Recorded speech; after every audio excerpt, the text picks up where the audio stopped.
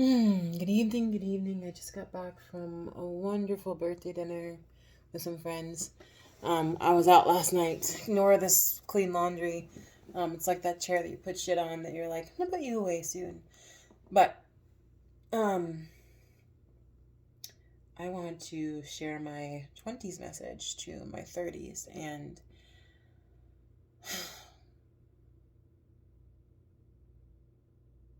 you know, some of you know this and some of you don't. My mother disappeared when I was 8, and she disappeared off the face of the fucking planet, and for 20 something years have been missing. Um, my grandfather died a month before the pandemic. The pandemic hit. I lost a job. Hated that job though. Actually, no, that one I really liked. That one I really, really liked. We all had to be inside, and then we got out of the pandemic. My father had an aortic dissection, his heart torn in half in 2021, and he survived. My grandmother went to the hospital. Who raised me, my grandparents raised me. They legally became my guardians after my mother went missing. And so they were more than just my grandparents, they were my parents. Um, and she went to heart failure. Then a month after that, my dad's mother died. And then a month after that, my grandmother who got heart failure died. And 2 months after she died, one of my family members became brutally um,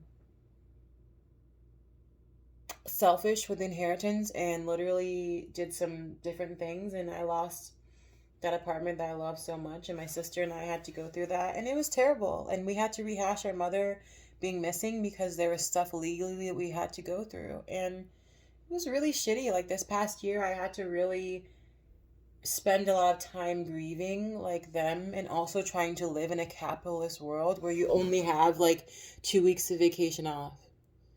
And then in June, I lost a job because a job that I really hated, by the way, because I stood up for myself. And then that was the time that started my grieving process. Like really, like because when you're alone in your thoughts, you everything comes to you, and you have to figure out what the fuck is going on. I cried a lot. June, July, I cried a lot. And I was resistant to being on medication for quite a few months because I do have clinical depression and I take Lexapro. I just take like one pill a night, but I had to up the dosage. I was resistant to it because I was like, I don't want to be like my mother who was in psych wards and like the lights flickering and she's limping at you with like that shit literally happened to me as a child. And I saw so much, but I had to realize, like, especially this past December after spending the holidays alone, um you gotta fucking fight for your life and not worry about the things that don't concern you, because I've been studying spirituality more. I've been getting more into my spiritual side because we're all spiritual, and studying like the law of assumption and different things, and understanding that everything is a creation in this life. Like everything that we have is a creation. Like my clothes, this necklace, the apartment, and so I can get more of this stuff. And from losing my mother, I understood from a young age, like, I'm going to get through a lot of shit because I don't know anybody whose parent has disappeared off the face of the planet. And I'm not spiraling in a way that people consider unhealthy. Like, I didn't, I just was sad and like tired all the time. Um, and I cried a lot. And I think that when you lose stuff in this life, you have to give yourself time for that, and give your emotions are a are like a are your bot are like a guide to what needs to be changed in your life, because we're supposed to all be living a happy life. I know this now. Like we're all supposed to be living a happy life as much as we can, and these different things again, the way of that are creations. Why are we fighting racism and discrimination, all these different things? Because we don't want people to live bad lives. We want it to be equal, because that's what you know nor no, I won't say normal, but most people who believe in having a good life and equality and people all being like on the same level, and like we want to fight against the things that make us feel that make others feel inadequate or inferior. And going back to my life, I had to fight for my life. Like I had to really, over the last few months, like fight for my life. And I don't mean in the sense of the ways that people do of like, why don't you just get a job and be miserable like in the corporate world and only have a few weeks off, and then listen to people who are complaining about their jobs and they're tired and they're this, that, and then applying to all these jobs and like stuff, and I'm not, I'm like, mm. And there's a lot of stories behind that, but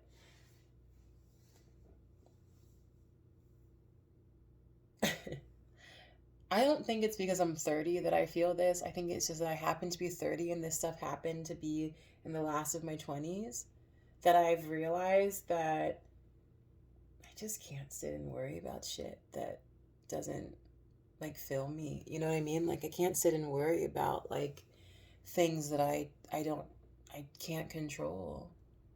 And I think a lot of people worry. And the reason why I realize I can't worry is because I don't need to worry, because I've been able to get through things that have been really, really fucking hard. You know?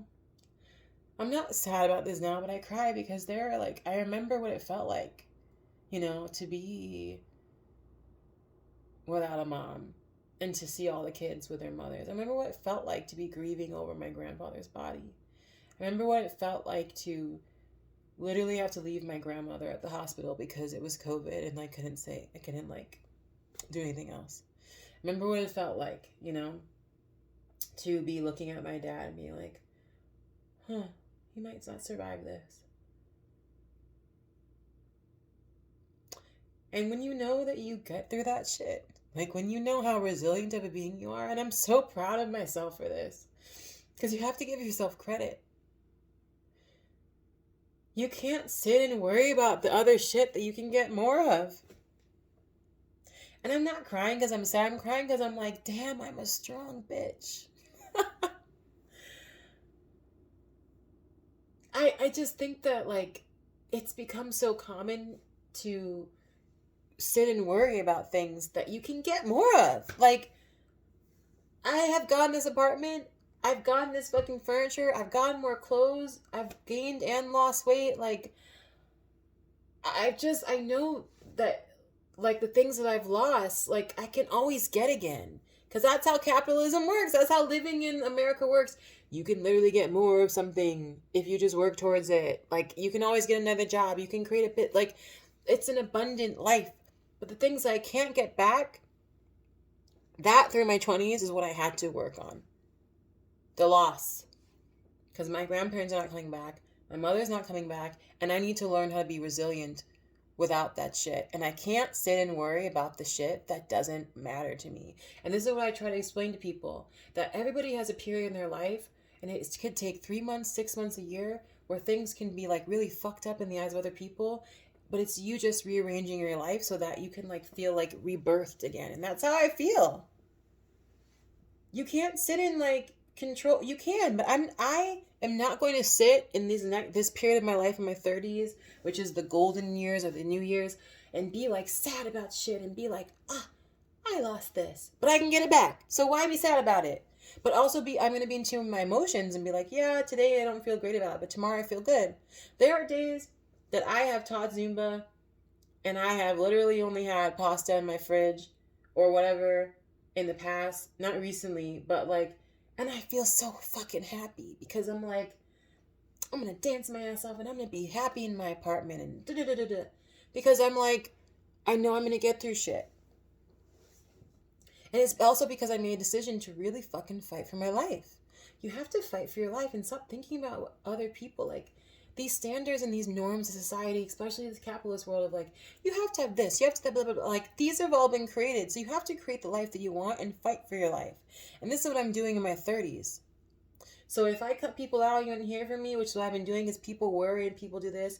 I want to be focused on being the sunshine for myself.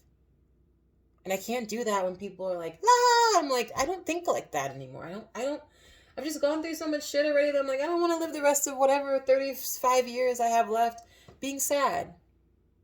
So anyways, that's my message from my 20s to my 30s. Like these years on are like when you learn these lessons, and like I feel like they're ingrained in me now because I wake, my dreams are different. They're happier, they're funnier, they're like I've spent a lot of time, like when you're alone and you spend a lot of time like reading books and like really like when you lose a job and like you've lost people and like you don't have, like I used to call my grandparents every day. It was hard for me to not like talk to them as much because I lived for my grandparents. But once you have to transition to another period, your brain just changes and you like start, like I don't know how, like my grandparents were literally like my mother and my father. And I don't know how many of you guys have lost those parents. And I also lost my biological mother and my father on the side. And my other grandmother died.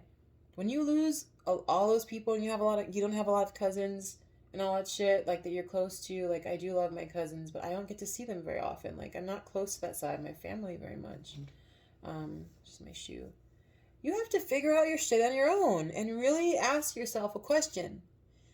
Because of the things that have happened to me, am I going to change? Am I going to sit and worry about them and sit and be sad all the time? And yes, you have to go through those periods, but there's one day where you have to be like, no, I can literally be reborn. And nobody can decide what the resurrection time is for you. And that's what I've realized now. Like when people ask me how I'm doing, I'll be like, there are parts in my life that I would like to work on, but they're going to be good because everything that I want is going to become a possibility. I'm a smart, beautiful, resilient being who has gone through some serious shit and who has literally still woken up every day and been like, it's hard today, but I'm still going to get up at least once a day. And then there are days where I'm going to dance my ass off. I'm going to sing my ass off. I'm going to do things that feel good to me. You have to fight for your life. This is the message that I'm giving to myself for my 30s. You have to fight for your life, and whatever you want is yours. So, if people don't hear from me for a while, or because, you go through periods where your phone gets turned off and all this different shit. And honestly, there's so much, like, especially in Chicago, like, you can get Wi Fi anywhere, you can, like, take public transportation anywhere. I mean, it's like, I just don't give a shit about things as much as I used to because I know what it's like to really not to have the things that are important that you just can't get back. Everything else, like money, phones, like I'm not saying those things aren't great, but like I just think that like the people that you've lost that you love so much, you can't get them back. And you have to figure out for your mind, like, well, what kind of life do I want to create now for myself? And it happens to be that I'm 30 now that I can really think about this shit. And I'm happy about that.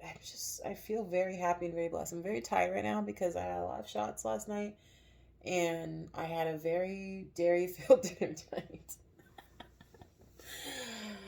But yeah, I mean, I feel like I'm very grateful how resilient we are as humans. And I never imagined life without my grandparents. I never imagined life without my mother at this age. I never imagined that I'd lose my job or whatever, like, and that would be difficult to get another job. But what I also understand through this is that it's the time to fucking fight and create. And I don't mean like, but like, let's rebuild. Like now that you're resurrected, like let's do this shit. And it makes me very happy to think about that. And I that's my mentality on things. Like some people are like, "Is that why are you so positive about it?" I'm like, because what's opposite of positivity? It's negativity, and I refuse to be negative about like a life that can be so beautiful. If life is just a literal creation of things, like that, then life can just be as beautiful as I want it to be. You know what I mean? So that's my 20s to 30s message, and I'm happy. I love being older because I've always been a mature, wise old soul. insulting people in their 40s and 50s about the shit they're going through. And people who have more money than me are still not fucked up. I mean, not there's a lot of their thoughts are still fucked up because they don't value their mental health as much as the material stuff. And it should be the other way around. Because once your mental health is golden, all the other things fall into place. Like, so, and I can't even snap. That was very lucky. So, anyways, I'm gonna spend this last day in my 30s. I'm really celebrating like for the next 2 weeks. I have lots of things planned. Um, but I'm gonna feed the cats and take a shower. But I love how resilient of a being I am, and you have to give yourself credit because I'm a bad bitch.